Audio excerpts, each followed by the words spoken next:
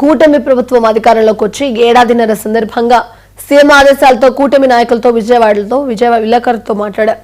కూటమి పాలనలో జరిగిన అభివృద్ధి సంక్షేమ పథకాలను విజయవాడ ఎంపీ కేసినేని చిన్ని వివరించారు. ఎన్టీఆర్ జిల్లాలో పెనమలూరు నూజివీడును కలపాలని వినతులొచ్చాయి.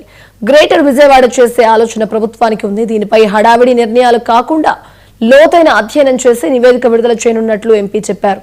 ఈ 16 నెలల కాలంలో చెప్పని ఎన్నో కార్యక్రమాలను అమలు చేసి కూటమి ప్రభుత్వం ముందుకెళ్తోందని ఎన్టీఆర్ జిల్లా టీడీపీ అధ్యక్షురాలు గద్దె అనురాధ చెప్పారు.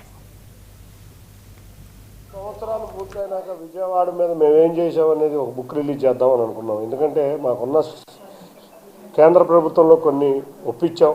రైల్వే స్టేషన్లు, ఆర్ఓబీలు, హైవేలు, ఈ అన్నిటి శంకుస్థాపనలు వెస్టర్న్ బైపాసే కాదు, western bypass national highway Vijayawada సిటీలోకి రావడానికి ఇటువంటి ఎన్నో కార్యక్రమాలు చేసాం. ఇవన్నీ కూడా ఒకసారి శంకుస్థాపనలు అయిపోతాయి. ఎందుకంటే ఈ ప్రాసెస్ అంతా మొదలై 2 సంవత్సరాల సమయానికి విజయవాడ ట్రాఫిక్ సమస్యలకి చాలా వాటికి ఒక ఫుల్ స్టాప్గా శంకుస్థాపనలు ఉండబోతున్నాయి.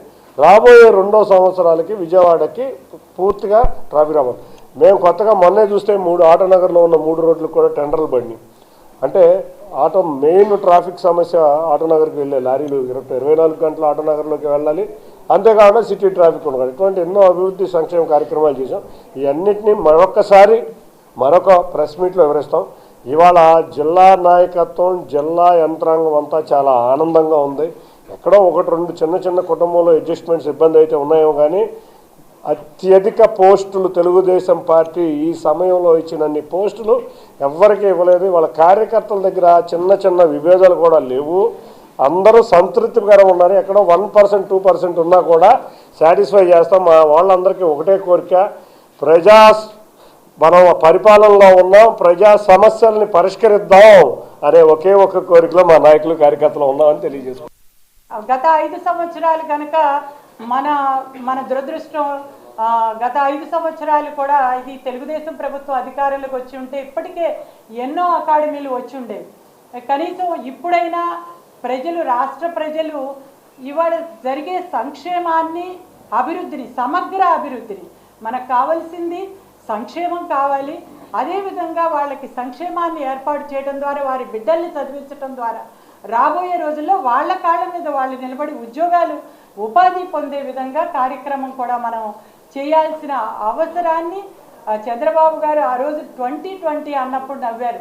మరి ఆ రోజున రాళ్ల సమైక్య ఆంధ్రప్రదేశ్లో మరి ఒక రాళ్ళు ఉన్న చోట మీరు 2020 అని ఎక్కడెక్కడో చెప్తా ఉన్నారని అన్నారు. మరి అటువంటిది హైదరాబాద్ని ఎంత గొప్పగా అభివృద్ధి చేశారు. ఈ రోజున 2047 అన్నప్పుడు కూడా వారి ధోరణి అలాగే ఉంది. అది ఎలా అభివృద్ధి చెందిందో అంతకు మించి అభివృద్ధి 47 వరకు కూడా వెళ్లాల్సిన అవసరం లేదు. ఎన్డీఏ